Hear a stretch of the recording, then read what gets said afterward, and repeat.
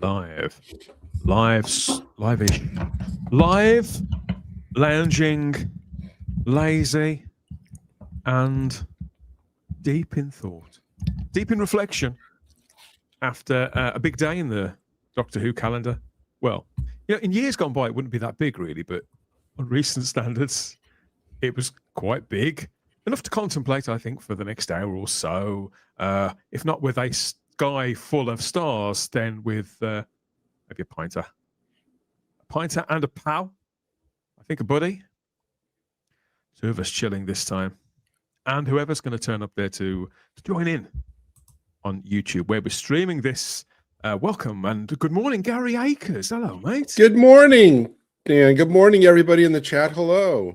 It's later in the day for you than it is for me, but happy to be here. It's a great way to start the week. So you say that now. No, I do. I'll say that in an hour too. That's right. He got me up for that. What? That's right. Yeah, because it's been a busy couple of days. I mean, when I say busy, I mean, I'm looking at a Doctor Who fandom at the moment that is absolutely loaded up with emotion and reaction, whether they've been part of what's premiered over the last 24 hours and a bit, or not say 36 hours, because obviously since the shuffling of the decks and the ending of deals, it means that certain people in certain territories are prohibited from watching any of the stuff that's premiered in the last day and a half, which in an era of connectivity, Gary, that's nobody wants that, do they? Nobody really wants that. We all want to watch stuff together. Well, yeah, I mean, you want to be able to either watch it simultaneously, or if not, you want to watch it no later than the actual, just like the time shift, like for example, if you can't watch it something in the morning that day, you can at the very latest watch it that evening. It's just fine. People are kind of, that people are fine with that. But when it's more like there's this big thing out there to be watched, but yet you're not going to be able to watch it for some indeterminate time next year, then that can frustrate people. People never miss what they've never had. And it's the fact that Doctor Who as a brand has sort of moved on. It had reestablished itself globally, made some big choices about long-term partnerships with places like ABC in Australia and all that kind of thing, which left a lot of people feeling, I think the word is salty, left a lot of people feeling salty.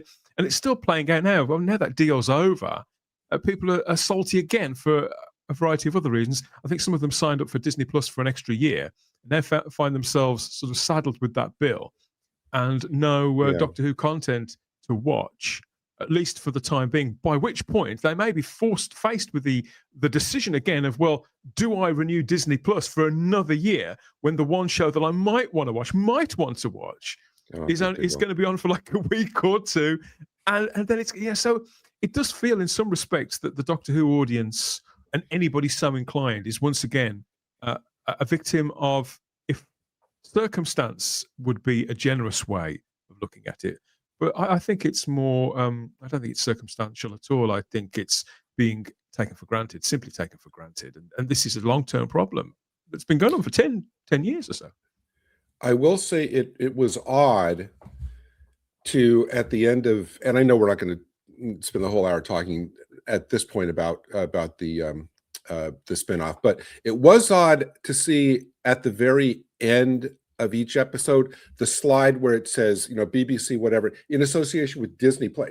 That felt weird to me, because we've been talking for weeks about how Disney's out, they're gone, and yet to see this thing now back, it's like, oh, in association with Disney Plus. I went, wait, what? But then I thought, oh, okay, yeah, that was a thing. Yeah, we'd forgotten it. It's only taken a couple of months, but we've all sort of forgotten. It seems like old news, the dim and distant past. Yeah. Doesn't it? But for Disney Plus, to answer your subscriber question, I don't know, because I haven't checked, because I actually have it on my on my computer. I'm not hunting around for it on the thing. If Disney, there's some decent, if you want to look for like decent Disney shows, the one thing that I'm kind of very slowly going through, but that I've gotten into this year that I never watched when it was on, But now I think it's like highlights of the 90s. I'm watching Gargoyles, which is amazing, and a Darkwing Duck. And I don't know if either of those are on Disney Plus, but they would do well to go back to their library and put shows like that on for a new generation, because they are just as good as when they debuted back in the 90s, and they're missing a trick if they're just leaving it in the vault. I saw a little Darkwing Duck, but I never caught Gargoyles. After the fact, I've realised that most of the voice artists on that were the cast of Star Trek: The Next Generation. Yeah, Jonathan Frakes, Marina Sirtis is the villain, Demona, and there's like I said, I'm very slowly getting into it, but there's like a whole mythology there, which then continued on into comics and everything, because it's all like the vision of one creator who wrote most of the episodes, is writing most of the follow-up comics and everything. And you know that if it's all coming from one guy, not a committee, it's probably going to be better. But I mean, if that's the kind of thing, if they want to like keep subscribers that aren't like parents who just want a TV babysitter to plump their kids in front of that they themselves can watch, they need to be putting stuff like that on.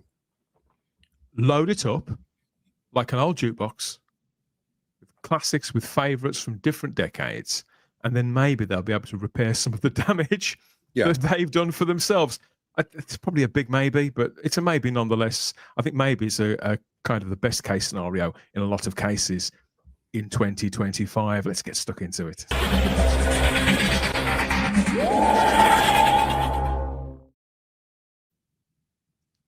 Yes, so we're hitting it up again for some old favorites, or maybe not. We'll have to wait and see, won't we? But yeah, this is our chill stream, regular chill streams with me, Dan Hadley, Birmingham's king of the, well, according to this person, king of the twats.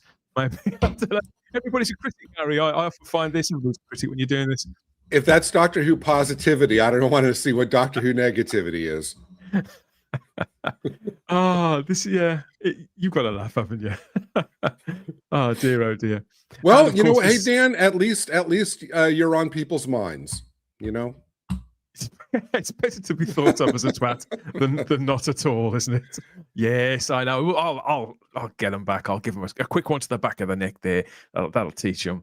Won't it? Yeah, this is where we talk about Doctor Who in various different stages and hitting various different gears. Of course, it's all about that.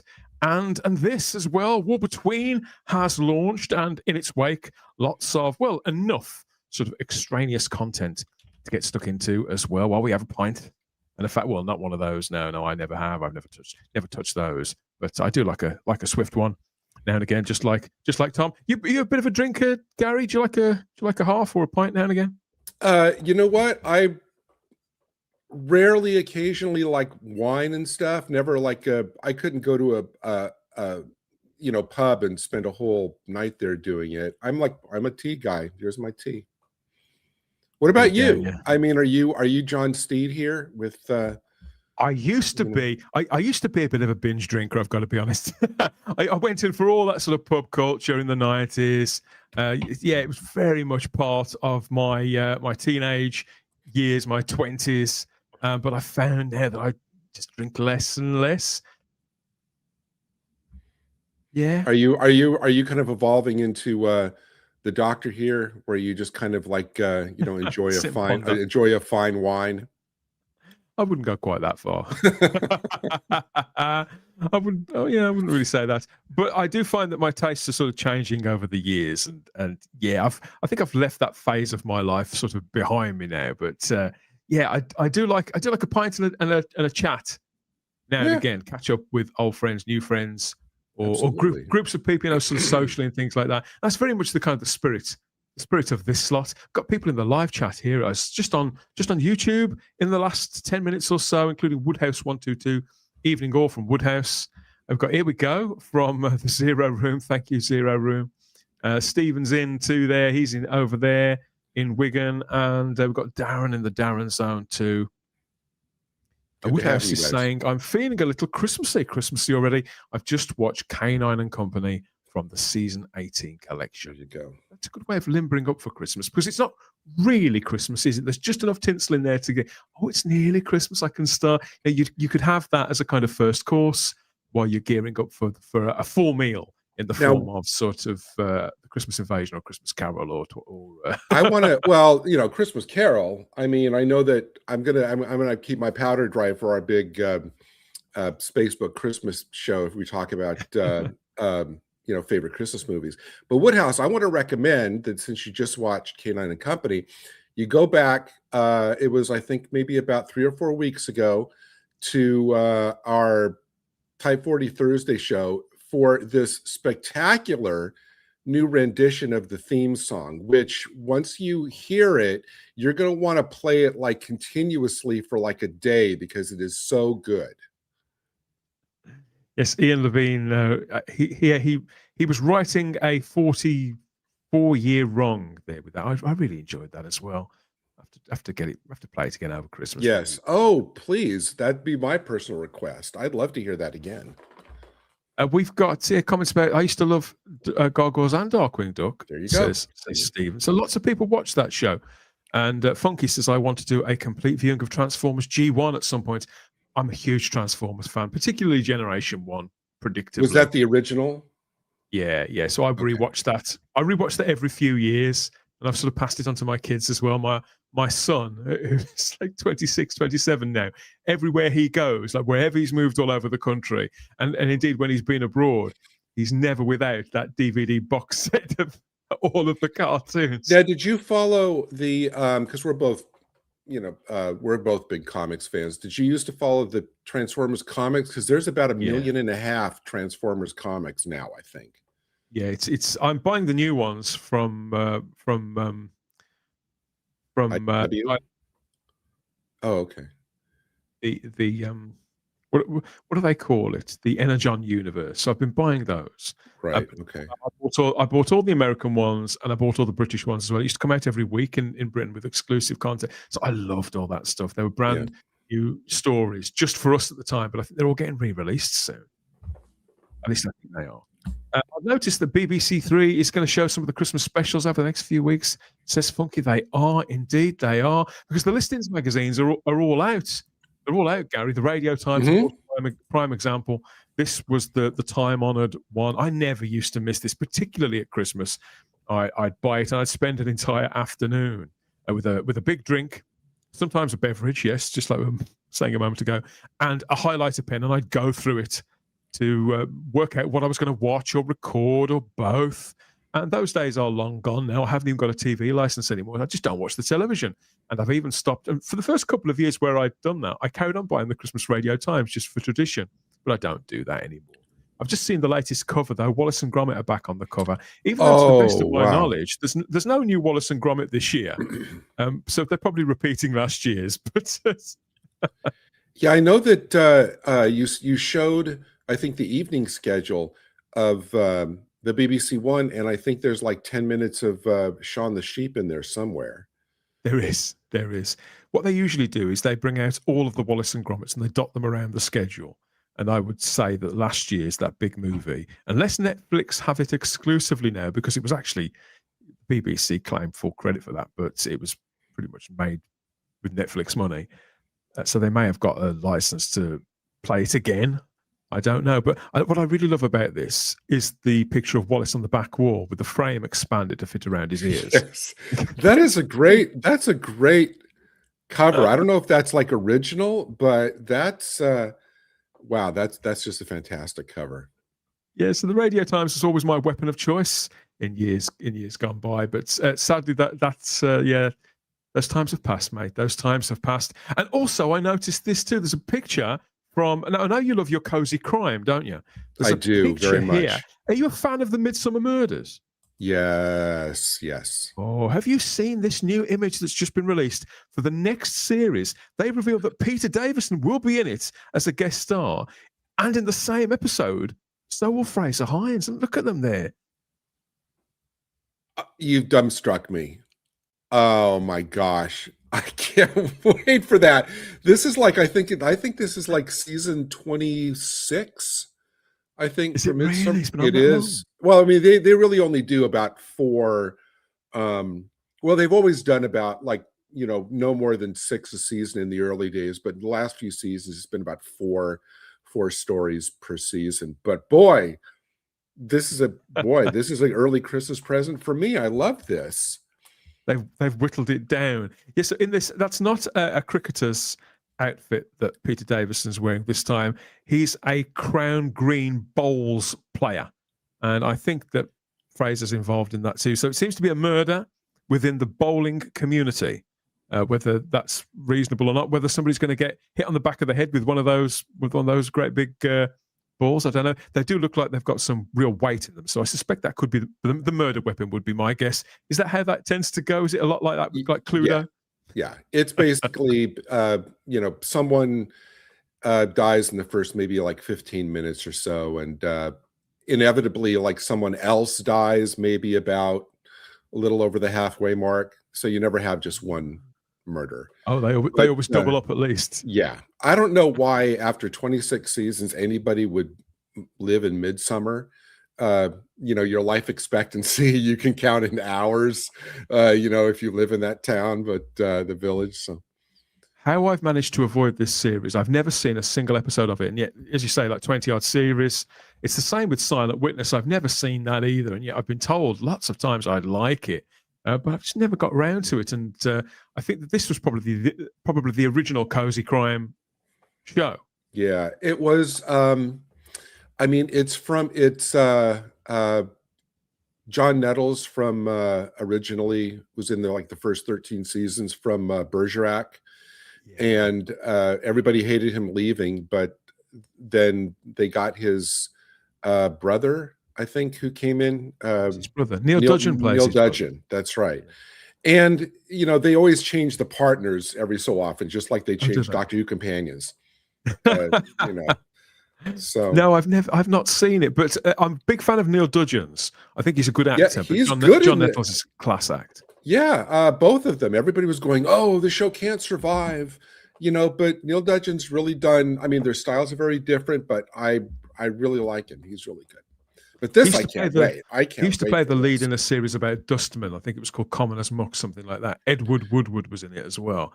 That was a good laugh. But yeah, this does look great, and obviously, I mean, they're both playing at being grumpy. There, I suspect shortly after this picture was taken, they were both howling with laughter. But yes, Peter Davison's like 74 now, coming up to 75. Fraser Hines, I think he's into his 80s. But it's just lovely to see them together. Any Doctor Who legends back on the telly, let alone on the same billing. That's got to be good news, isn't it? It's got to be. I'll watch anything with Peter Davison in it. I loved him in The Last Detective. Yeah. I have that box set. He was so good. He was good as Campion. Anything he does is just.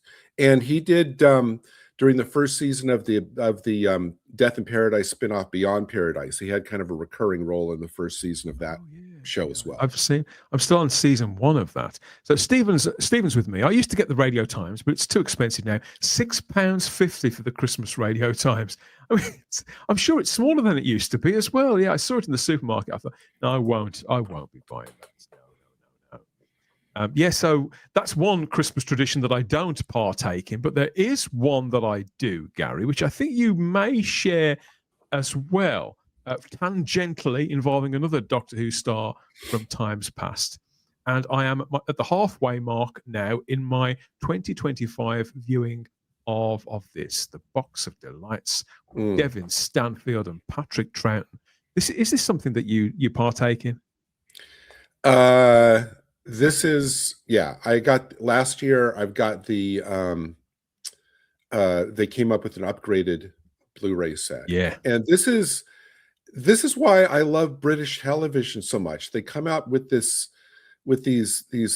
wonderful adaptations of children's books that just feel right. They always used to get it right, and they cast it impeccably, and it becomes kind of like an unmissable part of your holiday viewing. I know that's true for you and for this story as well. Oh God, yeah. I don't watch it literally every year. There have been years that I've missed, because it's got to the point now where I know it line by line. But obviously the release last year of the Blu-ray, which I just couldn't resist. Yeah. So the release of that last year, that was an essential. So even though I did buy it last year, I never got round to watching it last year. This is my first time watching it in HD, and I can't wait to see the documentary as well that goes with it. So yeah, I'm halfway through, and it's just as joyous as ever, just as Christmassy. Yes, I do know all the lines, and you know what? It's a nice upgrade for the Blu-ray. Is it? But doesn't knowing all the lines though just kind of, and you're watching it when you know all the lines, doesn't that kind of add to the kind of like cozy Christmas feeling because it's, I mean, the holidays are all about like familiarity and tradition and everything, and watching a beloved TV show and just in your mind reciting all the lines, that's part of it. It is. It's kind of, you could say, but it makes one feel old because it's been 41 years now. But it is reassuring as well. It's, in my view, whatever came afterwards, their adaptations of the Narnia books, for example, and various other things, Five Children and It, they did several series of those too. And Merlin and all these other things that they did in that slot. For me, nothing came close to the magic of the Box of Delights. Some of that may be down to the presence of Patrick Troughton, because obviously that was a major reason why I was so interested in it. But Troughton's not really in it for that long, is he? Yeah. Well, but he's the draw, isn't he? I mean, really? I think even when he's not on screen, you're wondering about that character, stuff, where he is. Are they going to find him? What's he going to say? So it's the charisma of Patrick Troughton sort of powers that, even in the episodes that he's not in, And what's the series? I mean, I know I have it on. I'm blanking on it right now because it's kind of early. But what was that other kind of one-shot children's show he was in where he played kind of like a Doctor Who-ish character? He had like a time machine, but it wasn't Doctor Who. It was that's I think it's called Hitch in Time. I think you could be talking about the Children's Film Foundation movie. Yes. We'll have to do a review of that. Somebody was good enough to send me a copy of that when I couldn't find it. So but again, it's like it's Patrick Troughton. You can't not watch him. No. I mean, even when he played a very how shall I say, like undesirable character in the first episode of Morse, you still great in that as well. Can't take your eyes off him, It's great in that. We've been joined by Ben there in the live chat with a hi, everyone. Good to see you, mate. And Stephen says, ironically, last year, BBC4 did show the Box of Delights in the two Saturdays before Christmas at the same time it was released on Blu-ray. I think the audience for physical media now and the audience, the potential viewers of something on television, I think they're really detached. I think that the market has shrunk so much for physical media that it wouldn't really affect, I don't think, the people who would have picked this up. In fact, it's possible that people may have even caught it on television and then seen it in the shop and thought, oh, that'd be an ideal gift for so-and-so. We used to watch, if somebody used to watch it with their sibling, oh, I'll get them that for Christmas because they loved it even more than I did, that kind of thing. So I think that could be quite a good thing, or it could almost act as publicity rather than close off sales.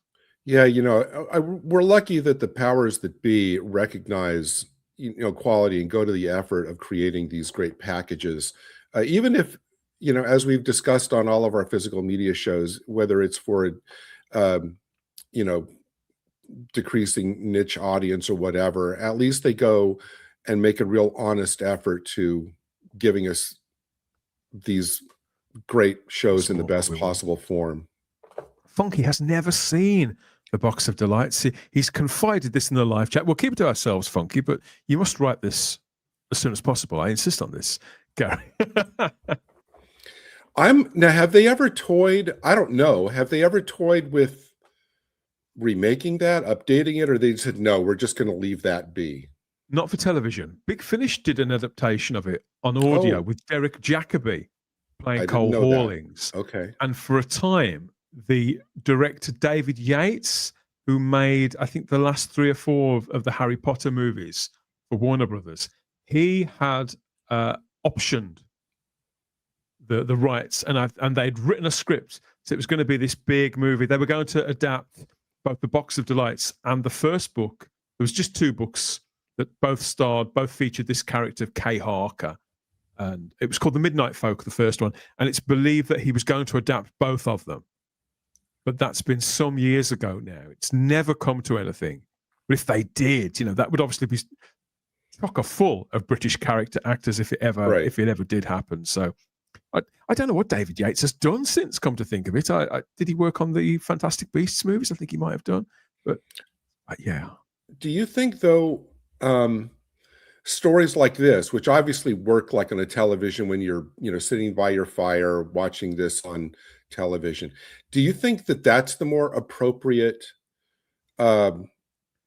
venue for stories like this, as opposed to going into the theater? Is this big blockbuster thing with this huge screen and everything? Do you know what I mean? Or does that even matter? I believe that this particular story, in the case of the Box of Delights, is big enough to be in fact, I think it begs to be a film. Okay. If you think about all those sequences where Kay gets transmogrified into various animals to roam around the forest and the sky and the water, going swift and going small, all of those things now in a modern movie, they could be absolutely spectacular. And obviously the TV show runs to 3 hours. And to be honest, if I'm being objective, there's some fat on it. It could easily stand to be trimmed down to that 2 hours, maybe 2 and a bit hours, and accelerated, heightened in some way. I think it's definitely a big enough story that it could be turned into a fantastic movie, a family-orientated film. I'd be all for that. But obviously, it wouldn't have Patrick Troughton. It would still have me. I'd get behind it if the right director did it. Maybe I don't even, what? It's sad that I don't know. Is Derek Jacobi still with us? Yes, he is. Yeah. Well, then get him. So. Get Derek Jacobi would be perfect. It'd be perfect. Jethrick says, I tend to watch an episode a day of The Box of Delights the last week before Christmas, with episode 6 on Christmas Eve. Then The Muppet Christmas Carol on the day, or Boxing Day, and Canine and Company on the 27th. So all of these rituals, people start thinking, I do? I can't stay that fixed every single Christmas anymore. But I do. I have got my traditions. The one that I tend to watch more often than not, funnily enough, I suppose it is sci-fi, because the one that I reach for tends to be Blackadder's Christmas Carol more often. And there's a whole sequence in that which is set in the future. So yeah, it's all very sort of fantasy based. So I do have my traditions, but I try not to keep watching the same things over and over again. I'm going to try and get this book in my life. I think this might be a Christmas present to myself. Box of Delights by Richard Marson from 10 Acre Books. The story of BBC children's television from 1967 up to 1997. So just that place where it got to a point where I couldn't kid myself about watching children's TV anymore. So to me, this is all I would really need. And it's a great big chunky book there from Richard Marson, the former producer, editor of Blue Peter, and writer of several books, including J&T, The Life and Scandalous Times of John Nathan Turner. So several books from 10 Acre Books by Richard, and this one looks superb. They had a big launch for it the other day. Sophie Aldred was there and various other people. So I think I might have to treat myself to this. I just wrote that down, me as well, because I love I have like a lot of videos of all the great children's kind of like genre stuff, whether it be like fantasy, horror, sci-fi stuff from the 70s, especially, which was like a huge decade for that. And the reason that I love British children's shows like that, whether it be, Children of the Stones or Ghosts of Motley Hall, all that kind of stuff, is it puts a lot of American children's television to shame, because a lot of, not that there's not over here, but a lot of it is just lowest common denominator. There's not a lot of brains or heart behind it. And I'm astonished by what the BBC, ITV, all those channels, what all of you got away with under the guise of children's television in like the 70s and early 80s. It's like there's like Satanism going on, there's death, there's horror, there's all this stuff, and it's like it continually boggles my mind as I watch these discs.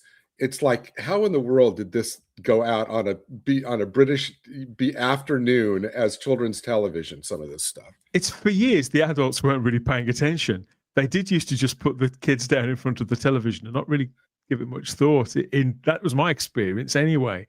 And so when they did see something, when a campaign sort of was manifest, yeah, there'd be outrage, absolute outrage. But we live in an era of outrage now. Of course we do. We try to steer through those sort of stormy waters as best we can here at Type 40, whether we're chilled or not. And we're back later on today, as of time of recording, with a lot more. You're going to get our reviews and reactions to the first 2 episodes of The War Between the Land and the Sea that premiered over the last weekend there. For those in Britain, certainly, and people elsewhere who may have their ways and their means. So come and join us from 8 p.m. as always there for our Type 40 Live, The War Between episodes 1 and 2.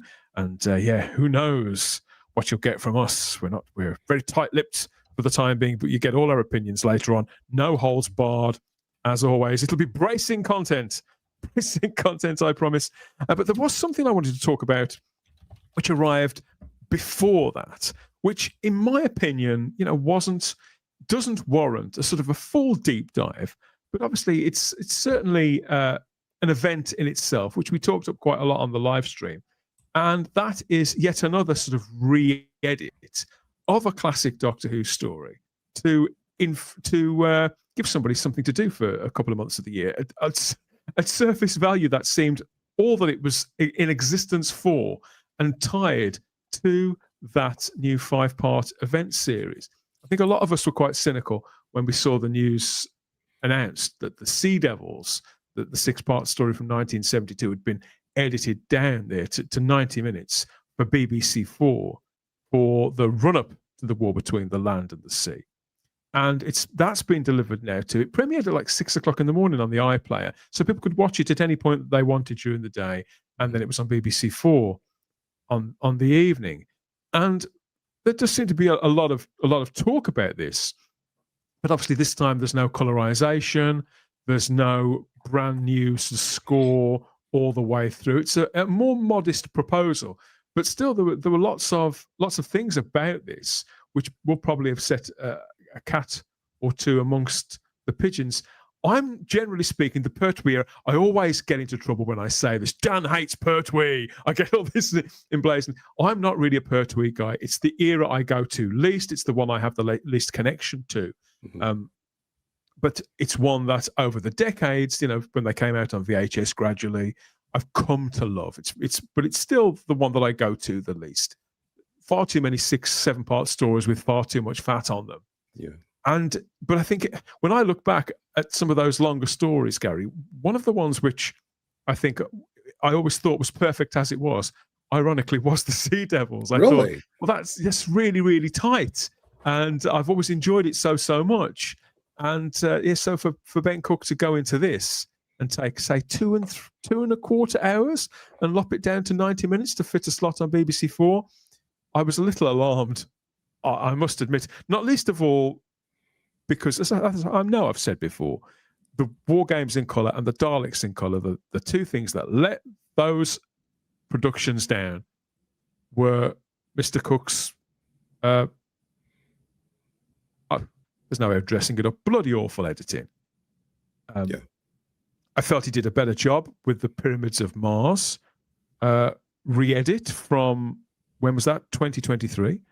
But then again, it was a 4-part story. There wasn't that much taken out of it. How familiar are you with the Sea Devils, Gary? Because it's, again, even though I love this story as a Pertwee one, it's not one I go back to a lot. Is this one you've watched hundreds of times? Not hundreds of times, but I mean, Pertwee is my doctor. He was the first doctor that kind of got me into the Who fandom. And you're right about a lot of the Pertwee. Ironically for me, a lot of the Pertwee 6-parters, I agree with you, have fat on them. Weirdly enough, it's the 3 7-parters from his first season, which I think work a lot better than the 6-parters. I don't know, that's some kind of weird thing, but I've always thought that. But you're right. I think of the 6-parters, I agree with you that the Sea Devils, I think kind of avoids that. I think because it's constantly moved. There's so much even with 6 episodes, there's so much movement. They're going out on the water. They're climbing into the fort. They're going out on the the battleship. He's going down in the diving bell. You got them the ships launching depth charges at the end. There's more movement in this story than in a lot of other kind of like staid 6-parter Pertwees where he's just wandering around studio sets and everything. And I think that's one of the reasons why the Sea Devils kind of stands apart from that. Yeah, you could be right. So I approached it with caution. I wasn't even sure if I was going to watch it or not for one reason or another. But in the end, I did relent because it ties in thematically to the war between the land and the sea. And I didn't think it would do me any harm to get a bit of a refresher on the Sea Devils themselves and just to make sure I was up to speed, I suppose, really, on what could be a key talking point within the Doctor Who fandom. But as it turns out, what I did find was that the re-edit, this 2025 re-edit, was actually okay. I really rather enjoyed it. In fact, I found, whether it's because now I've seen the story probably about a dozen times over the years, but it's not one. Whereas a lot of the stories from, say, seasons 18 through to 26, I know them in minute detail. And for example, when they put out a re-edit of Enlightenment on the DVD of that with new special effects, and they squashed it down to an hour, I like the special effects. I thought that was quite nicely done, Mm-hmm. but I just couldn't take to it because there was so much missing of the story that I loved. Right. But with this, for me, this flowed perfectly fine. And I know there were things missing. There must be things missing. There's a good chunk of material missing. But in this instance, I think it was fairly well judged because to my eye and to my mind, nothing that connected the various component parts of the story was absent, if you follow me. I really enjoyed this re-edit. I really did. I think it's the best one of the ones so far. I think obviously if you're cutting down from 7 episodes down to for the Daleks down, and then you have a really distracting thing like Barbara's like neon pink blouse in that story, or if you're trying to cut from 10 episodes down to 4, which is never going to end well in the case of the War Games, that's one thing. But this, I thought it was, I thought the re-edit was pacey and tight. Yeah. It wasn't rushed. It's like it didn't feel like you couldn't stop to kind of breathe. I think it wasn't like just sensory overload because you didn't have like a second to kind of orient because in the yourself.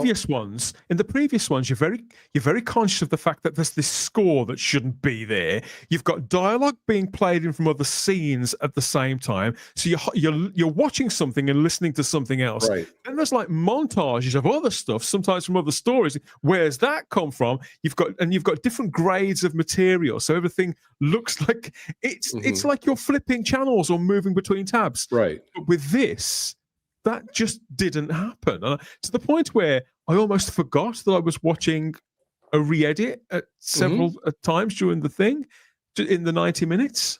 It boggles me that the same crew that did the other two, maybe it's like they learned, whether it's because they learned from the reaction to the first two or whatever, or maybe because they were already working with material that, as we've said, was already a little bit, pacier than, a lot of the other stories in that era. I mean, but like I said, I thought overall, I thought the new opening, Onto the Waves, was very moody and effective. Way to start, as you just kind of like start on the water.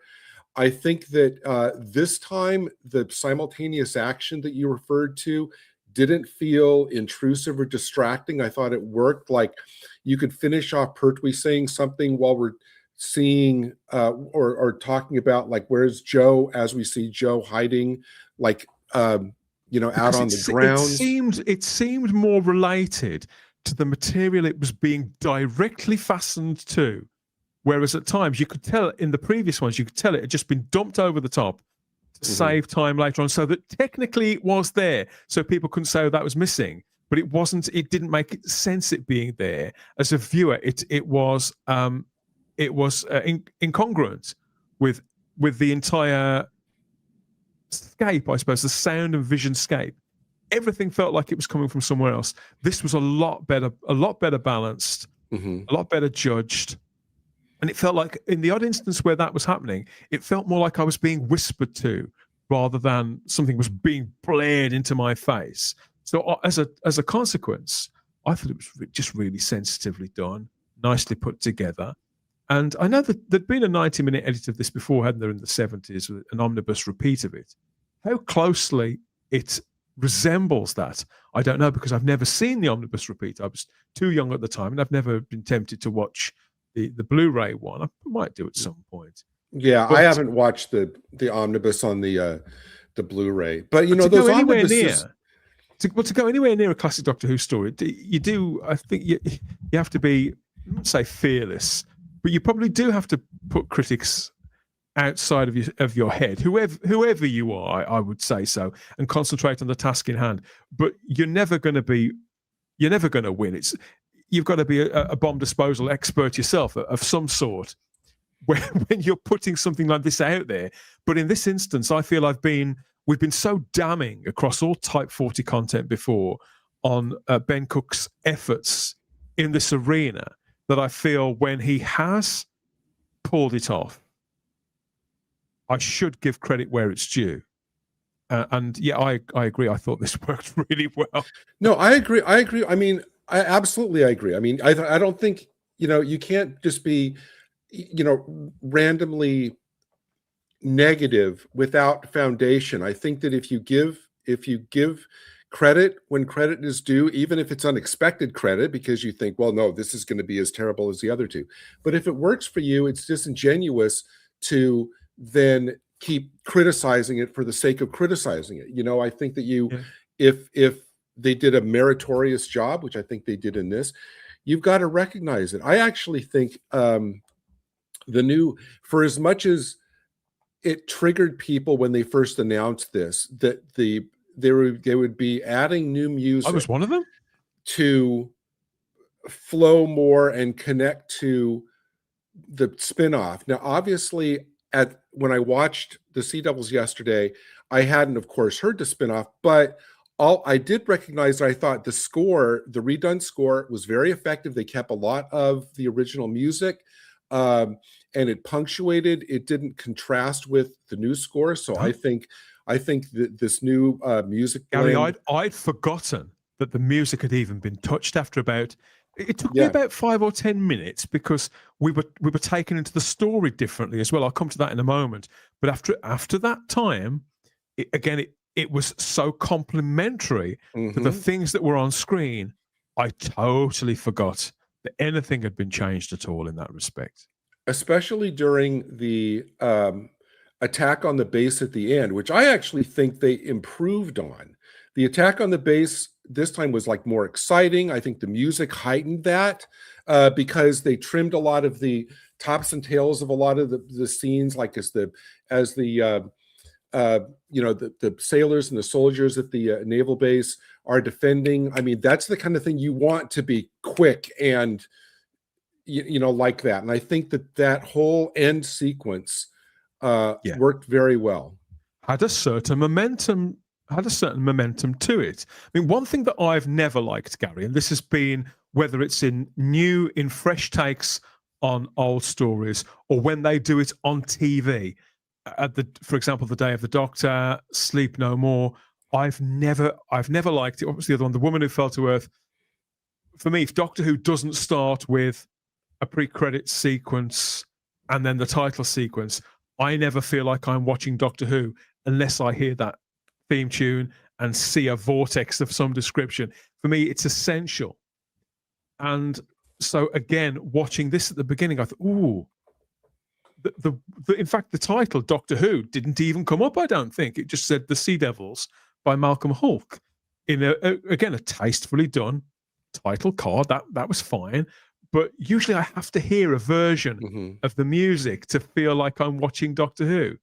So that didn't start off well for me, but I think it was the way it was started with the Doctor and Jo going to see the Master.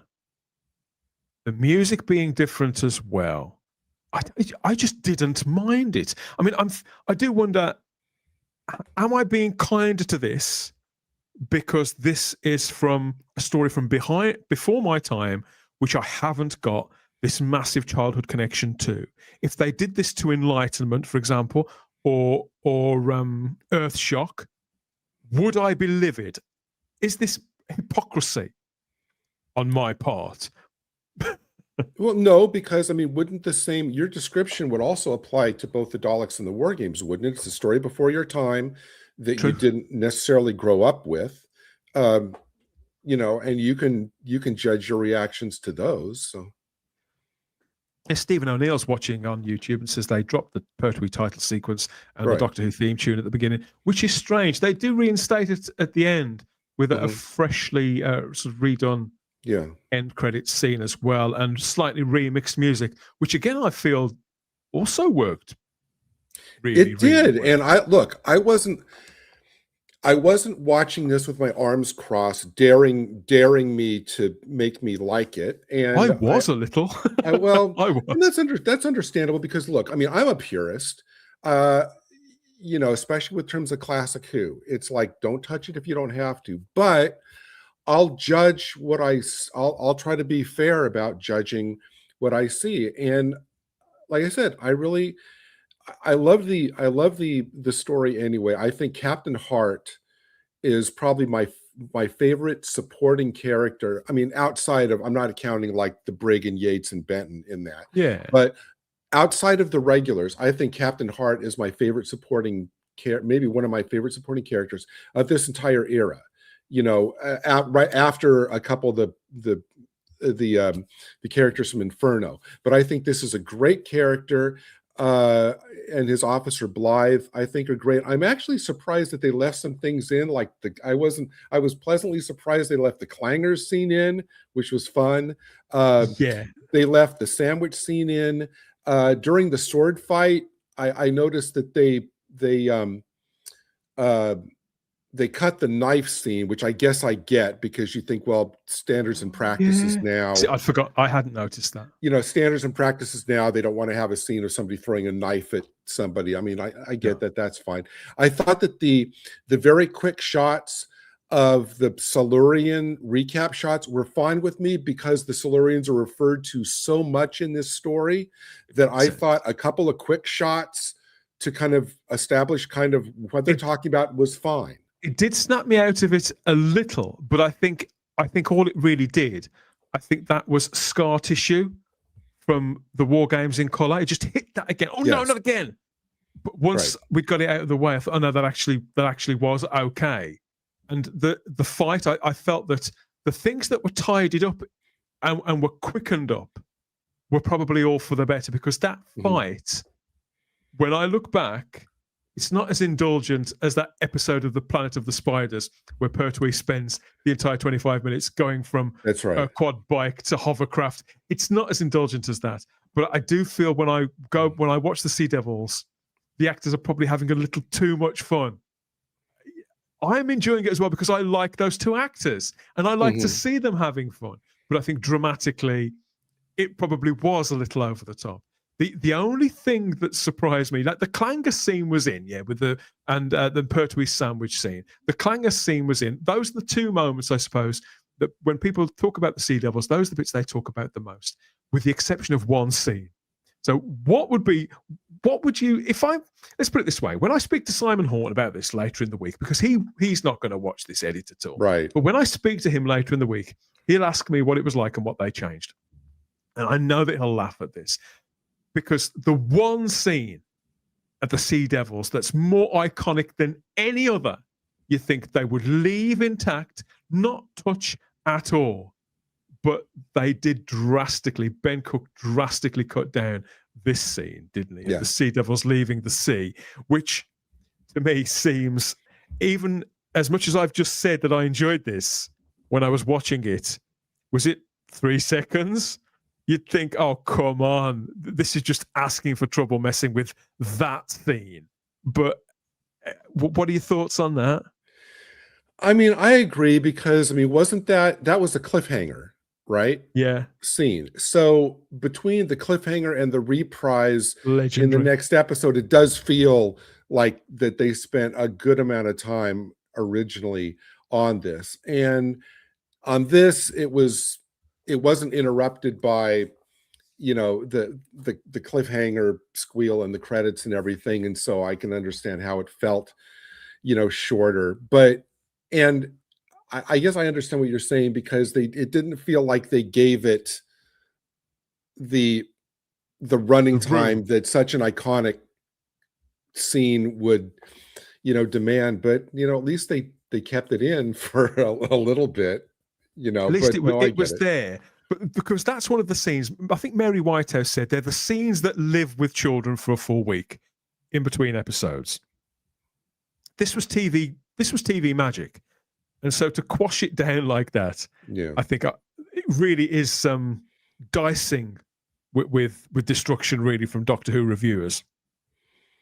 I've got no idea what anybody else thought. I'd be really, you know what I might do this week? I might actually go in and actually time out how much pop by Blu-ray and time out like how long the original running time for just this scene, counting both ends of it from the cliffhanger, and compare that to how much time they gave it this time, just to see, for curiosity's sake. Yeah. Easily the best edit, says Stephen Braddock. Even the clangers, I agree, were still there. It was really, really well balanced, and I felt that, as I say, as somebody who's not a huge Pertwee fan, the unit team stuff has never really done a great deal for me.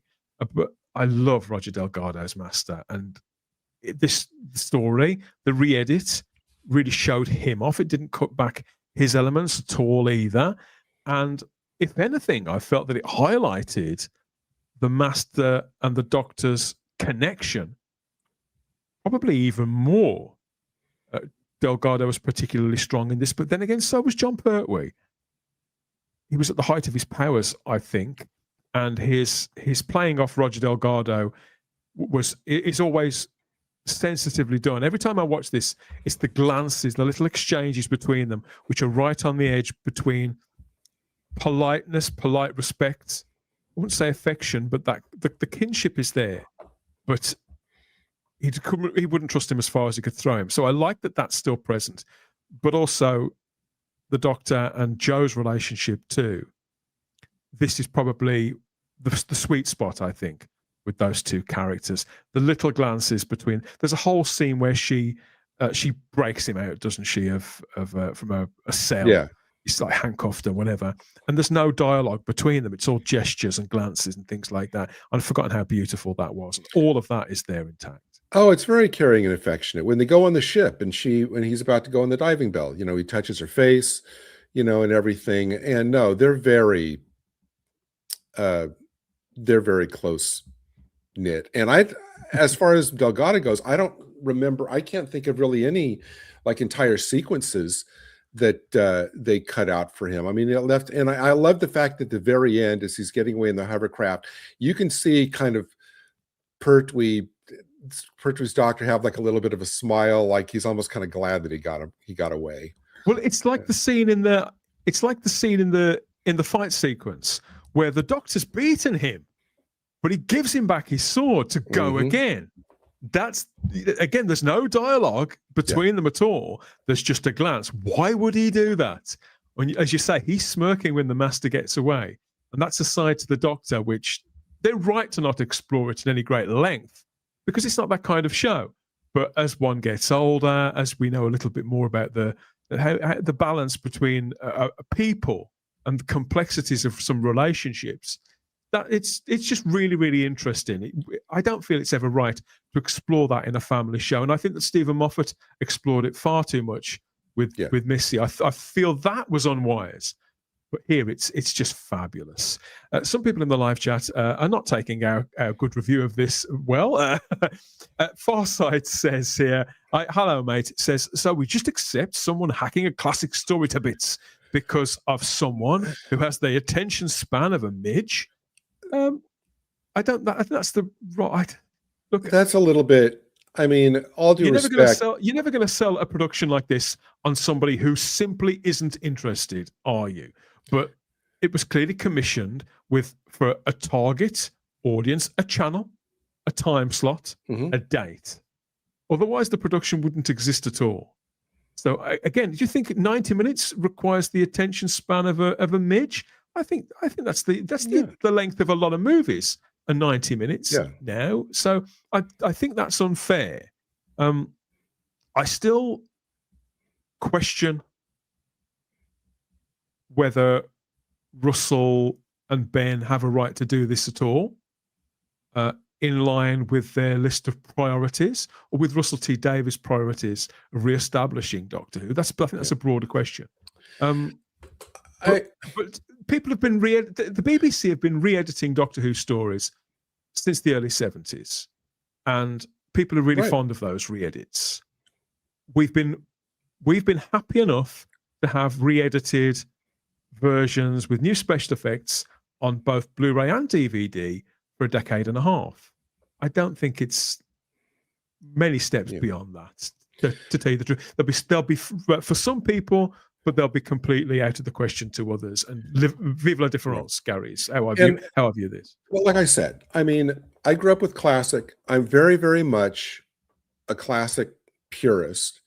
Me too. I think that I agree with Woodhouse 122. I do always go for those original 25 minutes usually. And of course, that's great. And the thing about that is, all this is an alternate version. The originals are still there for people who only want to stick with the originals. If people want to enjoy both, it's an option. It's not, if they were to like obliterate the original in favor of this, then we're talking about something else. I think that Farsight's characterization of, chopping a story to bit, I think that that's probably more of a fair description of what they did with the War Games. Yes. You can't chop 10 episodes down to 4 without gutting it. But if you're chopping 45 minutes out of a story that, even if you just cut the tops and the tails, that's probably half of your job done right there. But I do honestly feel that in this case, care was taken to preserve the flow of the story, to preserve the classic memorable scenes, the great performances, and still get the flow of the story. So if anything, Gary, I feel that this edit helped me reappraise the 3 central characters, the recurring characters, their relationships. It spotlighted those particularly well. Made me think, wow, how lucky were Doctor Who viewers to have Katie Manning, Roger Delgado, and John Pertwee on this show at the same time. Yeah. They were fantastic. They're absolutely fantastic in this. If anything, I think the affection that the actors clearly had for each other, I think they had to make an extra effort to kind of create like antagonism and tension, between the characters they were playing and the affection that the actors clearly felt for each other. When you get, for example, to the frontier in space scene where the master is sitting in the little jail cell that he's put Joe in, and by that point, his hypnosis doesn't work on her. And you can clearly feel, it's palpable, the affection that Katie Manning and Roger Delgado had for each other in that scene, even as the master is menacing Joe. And I think that just adds to the charm of the era. The Zero Room says 6 Sea Devils come one? Oh, do you mean come on? Only I think that in? he's talking about the mine scene in that one where the 6 come out of the water, and then when Pertwee uses his sonic to set off the mines, only one goes the mine screaming back in. Yeah, I think that's what the Zero Room is talking about. Farsight's really down on this. Look, you do you, Farsight. You're clearly not interested in this remotely. It's and we're not going to judge that at all. Almost like they're embarrassed of the original Sea Devils. That's not what I got from this in the slightest. This was a celebration of the story. It seemed to me done with quite a lot of love, and I thought the music was great. It's to my tastes. Again, music, just like comedy, it's quite subjective. I thought this music was really good. It's right up my street in a way that Sagan Akinola's stuff for the Jodie Whittaker era never was. I liked this, and it was very refreshing compared to some other stuff we've had from Murray Gold and people like that, and certainly a league ahead of the work that Mark Ayres. I know Mark worked on this. Thankfully, he didn't produce a new score for this. He was out of his depth on the Daleks in Colour and War Games in Colour. His work on those two was awful. Like I said, it's an alternate version. It's there for you to enjoy if you want. It's there for you to completely ignore for the rest of your life if you want. Its very existence is it necessary that this story exists? No, but that's an absolutely irrelevant question, because it's there if you want it. It's there for you to ignore if you want. That's how I feel. That's all it is. There's several curiosities sort of tucked away in it, of course, because there always are. To be honest, says Funky, one of the worst edits I ever saw was the 60-minute version of Morbius released on VHS in the 80s. I mean, that was practically unwatchable. Even though when I saw that, I'd never seen the story before. You could tell there was a lot missing from that. It felt so insubstantial. It felt neutered, robbed of a lot of its atmosphere, its edge. Yeah. It blunted the story's edge. You were aware that there was something was missing, but you didn't know what it was. Drastically changed the mood of the piece, and obviously, I think they may have put that back on the Blu-ray. Come to think of it, I don't even know why they would bother. I don't even know why they bothered with something like that. No. That was one of the first batch of VHSs that were available, of Doctor Who VHSs that were available over here. But yeah, that it's pointless. Woodhouse says at least this will probably be the last dodgy edit. I can't see any more recolored stories coming. Without speaking out of turn, because we do know people on those productions, the hope is that they will do more of those. But obviously, that's not a high priority at the moment, because the broader brand is in a lot of trouble, but they do want to make more of those. Farsight, one last one, Farsight. Sorry, but they shouldn't touch the classics. It's not their work to mess around with. Plus, Russell T Davies won't let anyone touch his work. I'm not saying that's not true. You're absolutely right. But judging purely as a viewer, sitting in his armchair without the weight of the people involved, I've got fair reason to hate this. There's one person who's been involved in making this who publicly has said some pretty bad things about me personally. But you have to, in my case, I try and put that out of my head and just watch what I'm being presented with. so that I can make objective, authentic content that I can give to you with my honest opinions. I'm not an activist. I'm a podcaster. You get my honest opinions here on this show. And these are our honest connections I share with my friends.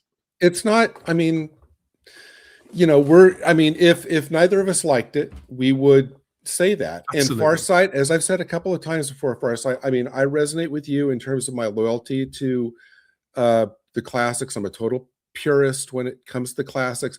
I just see this as an alternate interpretation of a story whose original form I could go and pop on now. All this was like, a story just being told by a different storyteller or whatever, and it's an alternate version that I don't think does any harm by existing. The one thing, Dan, we haven't brought up though, two things we haven't brought up yet though. One is that in terms of, I mean, I understand why they would choose this story to kind of, go along with the spinoff that we'll be, talking about later on today. But I'm curious as the spinoff develops over the next few episodes, because at least, and I know we'll get into this later on, the first 2 episodes of the spinoff didn't really refer back to this story as much as I thought they were going to do. Maybe that will come. You know what I mean? To where it was necessary to have seen the Sea Devils in any form before you watch the war between. So far, that's not necessary. When you've only seen a fraction of the production. Exactly. It's hard to know and to judge. We've got some more comments. Vastly inferior to the original, says Dark Place 1. I don't know if for me, Doctor Who is classic. Doctor Who exists in 25-minute chunks. Even the 45-minute episodes, I prefer those in 25-minute chunks. Doctor Who exists in 25-minute chunks. That's how it functions best. Whether that makes me purist or not, I don't know. I think it's a realist. I think that's how it was originally created. It's in my view, yes, it is inferior to the original by default, but vastly, no. I think this serves a purpose. I think the gift in this, I think, is that if you're with someone, like for example, Shah, Type 40 Live veteran, Shah. She recently started watching classic Doctor Who with one of her best friends. So these 2 girls sitting down to watch it, and I thought, well, in this instance, if you're trying to show classic content to somebody who's seen new Doctor Who, and there's a bit of resistance there, you play them this 90-minute edit of the Sea Devils, and it's a great halfway. Yeah, point. I think Shah would really like this. What do you think? I think she'd probably really like this. Shah's a big Pertwee fan, so I think she'd like the original. But I think if she was to show this to her friend who she's introducing classic content to, I think this would be ideal. And I think that goes, for example, for parents whose children have grown up watching the new series. You think, well, it's an old show. You think, well, might they like classic stuff? Maybe it's a bit slow.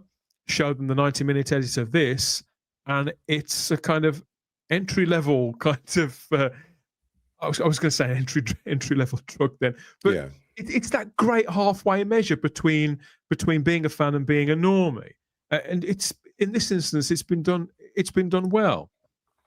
And Glenn Piper says, I watched the Sea Devils for the first time in about 30 years. I watched it twice yesterday, the original and the edited one. Wow. I enjoyed them both. Okay. This is how some Doctor Who fans behave. I forget about this. I enjoyed them both, and it was very faithful to the original. Thanks for the comment, Glenn. I'm glad it's not just me, because I haven't seen the original Sea Devils now for probably about 5 or 6 years. So I don't go back to the Pertwee era very often. So I didn't notice anything that was missing. But if they took 40 minutes out of the 2 Doctors, I know every single scene that was missing from that original 2 and again, I think that they had an advantage in taking what was already kind of, a pacey, more, action-oriented story from the Pertwee era and making it even more tight and pacier, just kind of boosting what was already there as opposed to, twisting something around. Obviously, the trade-off is losing that tension that you get with something which is delivered piecemeal over 6 whole weeks that deliberately plays out tension so that kids will keep going back week after week. You hold their attention for over a month. Yeah. That wasn't the task at hand with this.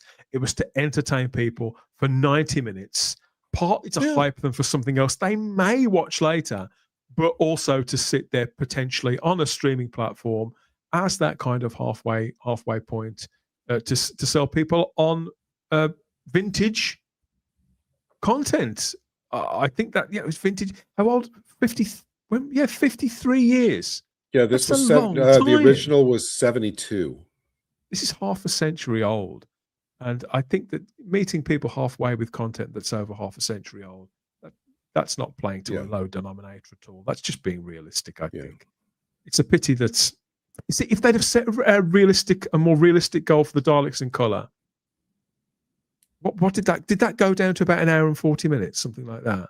It was longer than this, wasn't it? Yeah. Yes. Because that was their first try, obviously. They were probably a little bit more conservative about how much to cut. Yeah. In that one. I do agree with Stephen's comment here about the music. At least it didn't overpower the dialogue, Stephen, but I agree with you that in some cases it was a little loud.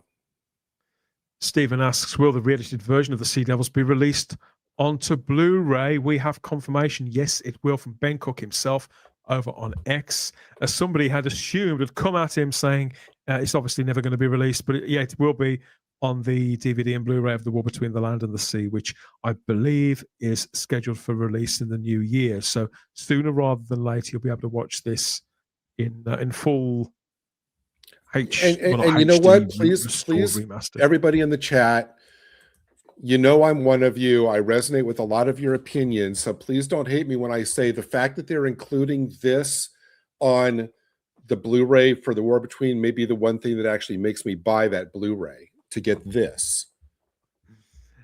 Funky thinks that I think that he's having a go at me. No, you're right to vent. We can have a robust conversation about this over a pinter just after lunchtime, mid-afternoon, Farsight. That's what we're here for.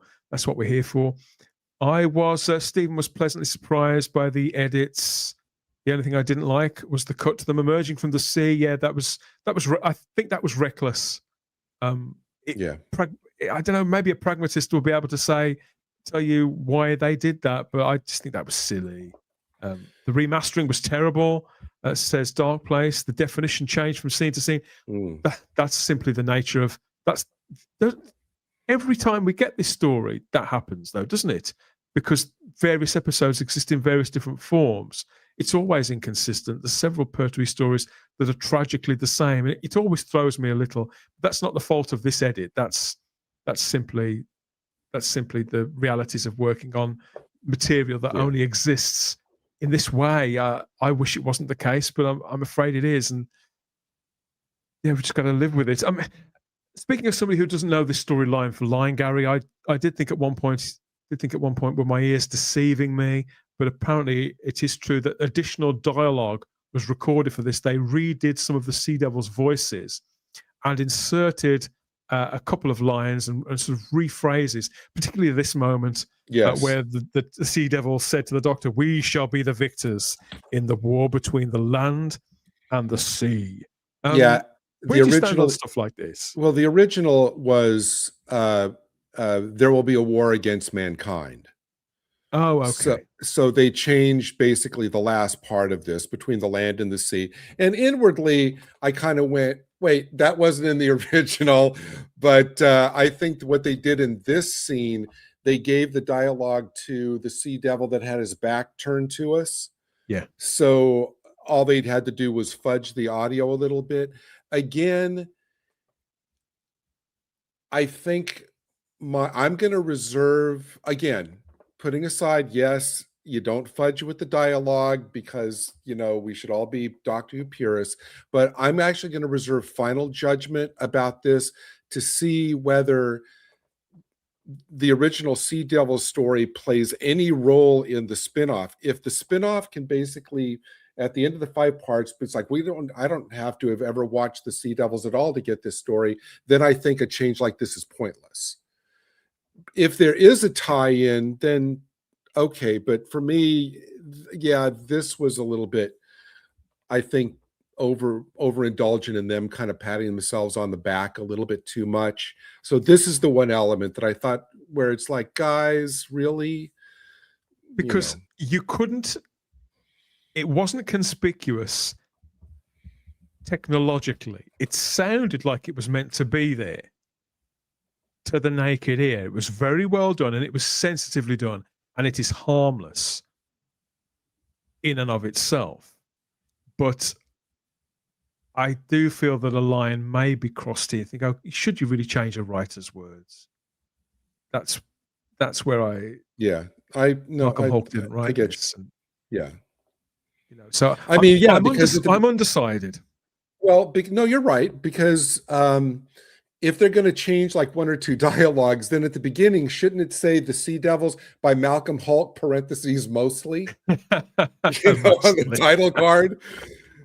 But no, there's a line between truncating, like topping and tailing of scenes and making a little bit more pacing and changing dialogue. I think we're talking about then we're getting into, because as much as we can venerate these writers too much, people like Terry Nation, Malcolm Hulke, they were of a certain breed.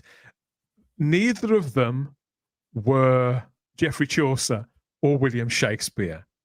Malcolm Hulke wrote a book called Writing for Television. They were in it for the money. They were craftsmen, particularly people like Hulke and Robert Holmes, but they were in it for the money.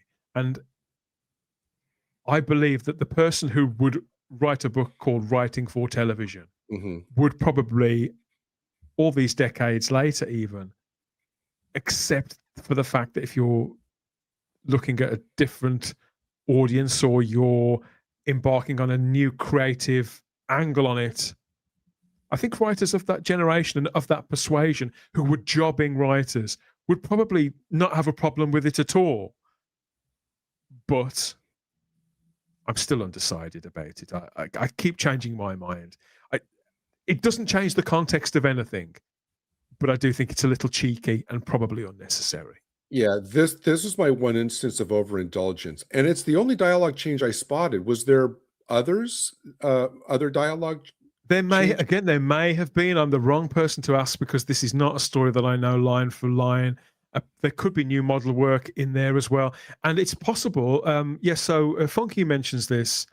A couple of new shots were later on with a ship by the fort, because I did wonder, because obviously a lot of that is stock footage. They could go back through the BBC stock archive, go back to the same source, to the same reel. Okay, let's look at that sequence. Let's do that with it. There was a shot of the sea fort from above where the sea fort was seen to rotate, which I thought was beautiful. I thought, well, I can't remember it rotating in the original, but that is something that you would do now when you're making drama. We see that all the time. And again, it worked really, really well. It wasn't, if it was a CGI fort and we were sort of spinning around it and then the camera went down through the roof, everybody would be crying bloody murder if they'd done something like that. If they'd done because everybody's sensitivity now, especially after season 13, everybody's sensitivity to AI is off the charts. That would have been throwing down the gauntlet if they'd have done something like that here. One more comment from Dark Place. You're in a very dark place, Dark Place. Let's face it, they've done it on the cheap and it shows. Well, they would have. I don't know. It depends on what the budget would be for this. Obviously, not as much time and money would have been spent on this as on the in color stories, because they haven't had to colorize the thing. Depends on how many people have worked on it. Yeah. I couldn't possibly say whether it's done on the cheap, but there would have been an established budget. I think that's coming at it from a very particular persuasion. There will have been a budget, there will have been personnel picked accordingly and time scale set that were appropriate. And those are probably out there in public. Some of the people involved in it may be happy to speak about it publicly as well, but I've not spoken to them, so I can't say. But I know that Dark Place clearly is not a fan. It's not going to give this any quarter at all. And of course, that's up to you. So we'll leave that there. Let's look at some other comments, such as, "A week today is my birthday," said Nicholas Horton. Nicholas, happy birthday through. Yes, happy birthday, Nicholas. You can let us know how old you are if you like, but we won't push you on this. Oh no, he said I'll be 40. Yeah. Oh, he was just You still a go off child. Yeah. I remember turning 40. I thought it was the end of the world at the time. Fuck me. There's happy birthday for next week. Nicholas Sadako 122. No, that's somebody else. Good God. 24 says it does seem a bit gratuitous. Which bit of the dialogue? No, I think he's talking about Nicholas's birthday. Changing the dialogue is a step too far for Stephen O'Neill. I agree, Stephen. All done to tie into this, the war between the land and the sea, which premiered on the same evening, directly after. And I found a lot of this artwork, publicity artwork, arresting. Teal and orange, that's very 2017. That's out. Russell T Davies again behind the times there with that. But I like the imagery of this. I like the strength of it. I suppose it makes sense.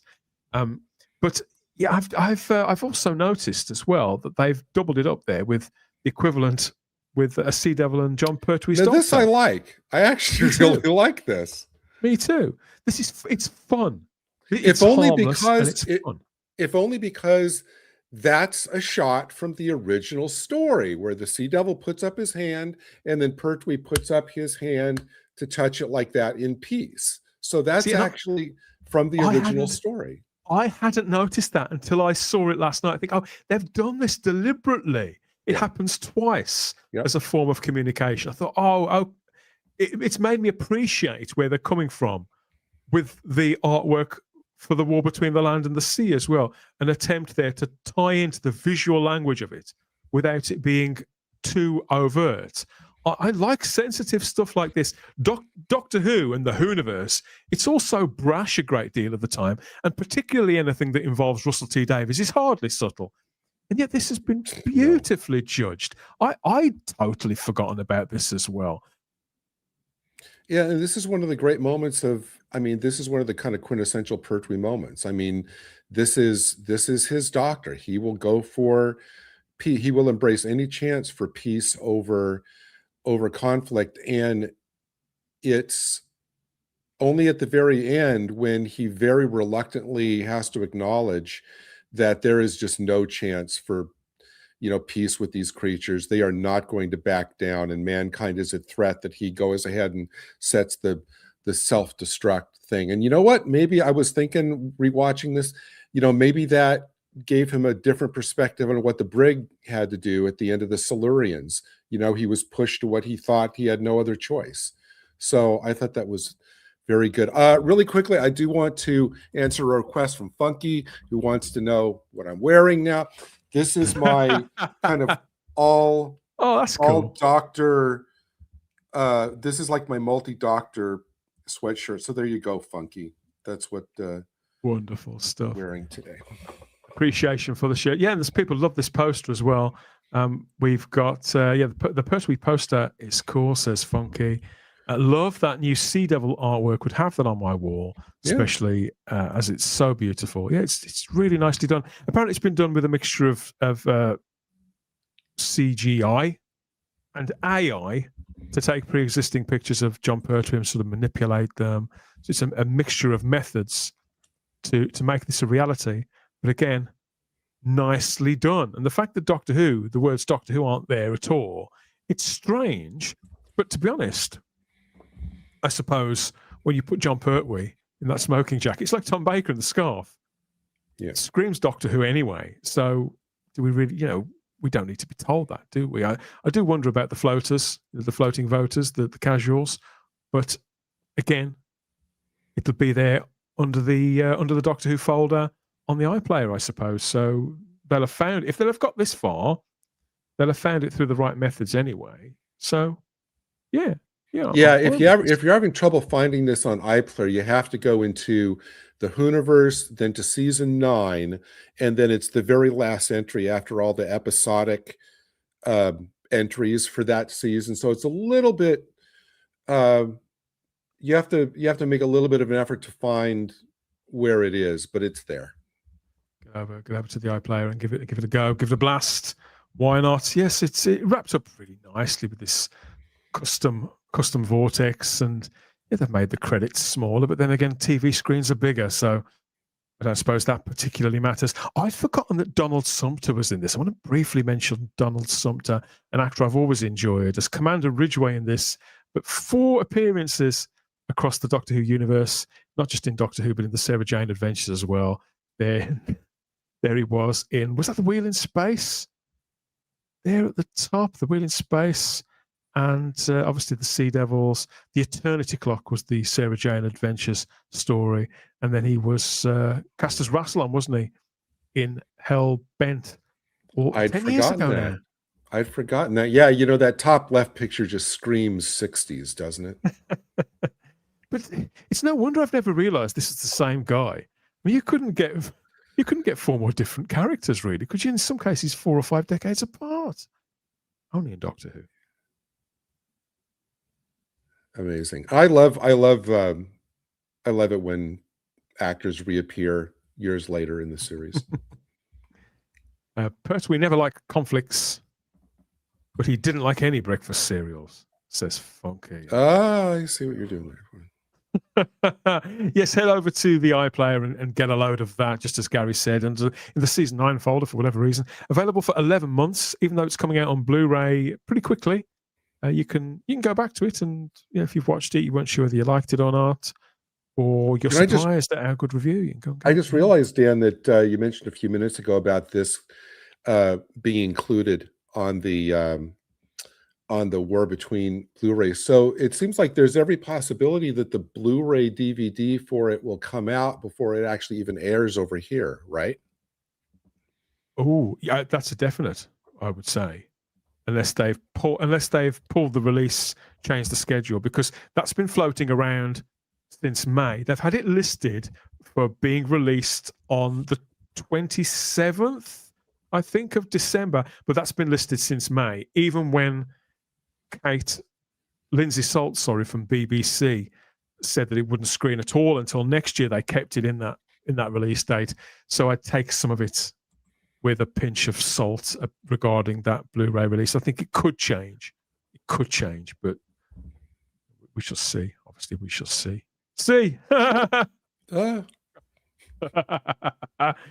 Yes, so let us know what you think, obviously. A surprise, a pleasant surprise. Only one dropped bollock, but I think some people may feel differently about that as well. Results may vary. They'll be, pleasantly surprised.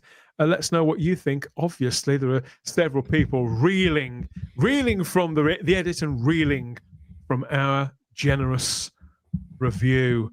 But yeah, the Sea Devils is obviously a story that a lot of people love. Every single moment of. I get why it's sacrilege to touch this at all. And as I said, if they touch some of my favourite stories, I'd probably be just as reluctant to afford them any generosity.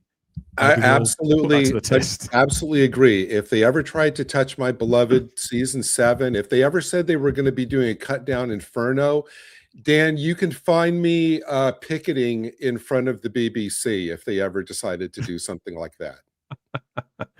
I believe you. Yes, it's coming out on the Blu-ray at some point in the near future.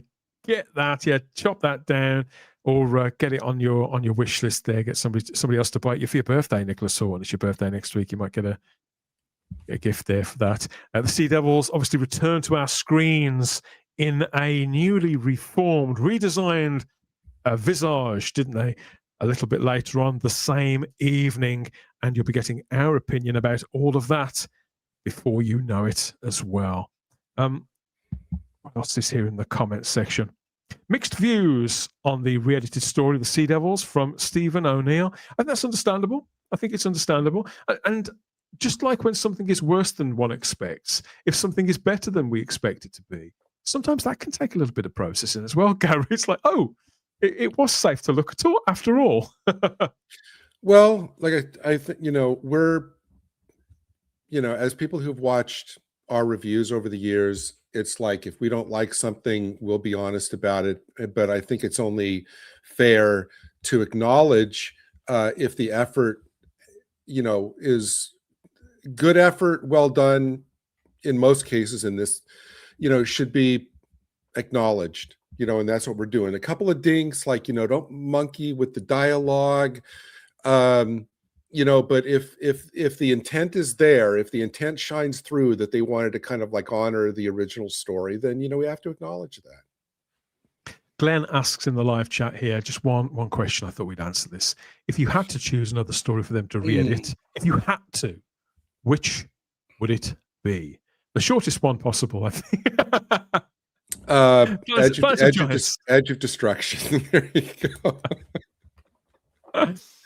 Anything, obviously the correct answer, any story for them to re-edit whatsoever, Rogue would be the one, wouldn't it? Definitely be Rogue. Yeah, edit it down maybe to like 10 seconds of that story would be great. I wouldn't suggest that they pick something like the Mutants or the Time Monster, because no re-edit is going to help, certain stories. But absolute insanity. Absolute insanity. Thank you, everybody, for the comments, for getting involved in the spirit of this exchange here, this casual conversation between myself and my good friend, Mr. Gary Akers here, and our examination. It went a little deeper than I expected after all. But I said, was it worth a full conversation? But I think maybe this was fullish. I think it was full enough, shall we say. But yeah. a lot of people, the Type 40 regulars, Gary, I don't know they'll mind us saying, a great many of them just have no intention of watching this at all. Have they? They just don't want to watch it. They didn't enjoy the previous ones, and they can't think of anything this would do for them, in the same way that I think people in the live chat probably did as well. I honor and respect that choice, as I know you do. So, I'm just glad that I felt it was not a waste of my 90 minutes. Pertwee is my doctor, so if they would have done anything that would have deeply offended me, I would have absolutely said it. But like I said, I enjoyed myself for 90 minutes of this re-edit. I was expecting that you would have spotted something egregious that I hadn't, but it seems not. Funky says, lost all of its pace. I was talking about something else. I did see an extended cut of Delta and the Bannermen that was terrible, and it lost all of its pace. Yeah, there's a reason why those stories, they work fine as three-parters. I think, Dan, people watching us here, I think you might be looking at like one of the only two people who really enjoy Delta and the Bannermen, because we both really do. Yeah. We've got, thank you for reading out my comments from Steve. It's our pleasure. That's why you're here. That's why we're here. What else is here? Yeah, more comments. More repeats. Yes, the schedules are packed with repeats, simply too many to mention. But they haven't hacked any of those down. You've just got to put up with adverts when they run them on channels like Eden or Legend or Horror or any of the other places that they've turned up over the years. But you get them where you can, I suppose. If you don't, see, I always assume that everybody else buys the physical media, but that's not the case. A lot of people just watch it when they can on streaming, on the iPlayer or whatever, and that's fine as well. I think I forget that not everybody is a physical media enthusiast, Gary, and wants this stuff sort of cluttering up their homes. Anybody who says physical media is clutter, we need to have a conversation. Physical media, sort that out. Yeah. Now, before we go, one last question I want to ask, Dan, and maybe, if you can't say anything, please say. Yeah. Is it their intent to do one of these re-edits every year, or was this one solely done because of the spinoff? Look, in this case, I have no information whatsoever. I didn't even know this was happening, so I couldn't tell you. I'd be surprised if anything is going on at all. Considering what's going on with Doctor Who itself, I think that if they did have any plans, they would have been off the table, and I would imagine that's frustrating a lot of people. And nobody involved is happy with what's happened and where things are going. Even though Russell T Davies is smiling again on red carpets and whatnot, I think the general mood behind closed doors will still be one of, oh, look, what's going to happen next? When nobody's happy about this. We'll see where we are in a year's time. Mm-hmm. I'd like to think that we will get more imaginative projects and side projects like this that could please more people. But I hate having to say this over and over again, but we are where we are, and it's not great time for Doctor Who at all. A lot of people have biked it, and I can't say I blame them, because just like we said at the top of this live stream, Doctor Who fandom itself has been taken so badly for granted, and a great many people are happy to take refuge in their original stories from back in the day. I'm not going to knock anybody for that at all. Between the mini-sode that we got this week for season 21 and this, as a classic fan, it's been a good week for me. It has been a good week. Yeah, I'd hold with that. And how will it go? Will it improve? The best could still be to come when you get our opinions of the War Between the Land and the Sea episodes 1 and 2. Myself and Gary and a few more people as well joining us here on deck. We're going to descend to the very depths, and you're going to get our no holds barred opinions on both episodes, as always. I don't know what Gary thinks, and he doesn't know what I think, and I've got no idea what the others reckon to it either. So we'll all find out together. That's here on the Type 40 channel, YouTube, Rumble, Facebook, X, 8 p.m. as always for our early editions of Type 40 Live. So make sure you don't miss that. It'll be bracing. It'll be bracing. We can guarantee no spoilers, but we can guarantee that it will absolutely not be like a hailstorm of garbage like it was in the actual episode. Well, you never know. I mean, Charlotte Shields, she is prone to a rant. Well, yeah, you never. She's unpredictable. You never know where she's going to go. You have to take cover where you get it where you can when Charlotte kicks off. Obviously, kicking off this week here at Type 40 across all our various strands and brands. It's Christmas coming up. So that means that you're going to get our Christmas-themed editions of all our shows coming at you over the next 2 to 3 weeks. It's going to be a lot of fun. This is where we get the tinsel and the baubles down and out, and we style it out as best we can, for better or worse. We love Christmas here, unapologetically so. So you're going to get a lot of feel-good content, a lot of laughs as well.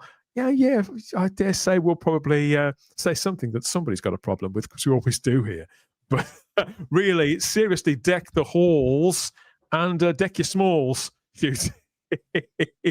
Yeah, get in the Christmas spirit with us here at Type 40, and we won't let you down wherever it is that we fly off to at the other end of the vortex.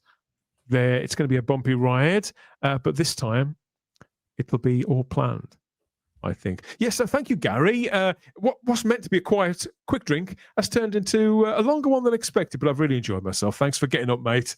Oh, my absolute pleasure. No, this has been terrific. Thanks to you. Thanks to everybody in the chat. It's been a lot of fun. It's a mere teaser for what's going to be happening later on today. Your first course of Type 40 content. That's right. Stephen O'Neill saying, will it be a Tom Baker story next time? Look, as far as I know, there's nothing else is being worked on at all. They likely have ambitions, plans. They've done a Tom Baker story. They did Pyramids of Mars, didn't they? Yeah. So maybe, I don't know. I didn't think it was that bad, says Sadako. Well, we tried our best, didn't we, Gary? Yeah. Yeah, maybe next time. Maybe next time we're back, everything will be even better. Thanks both, says Darren in the Darren Zone. That about covers it.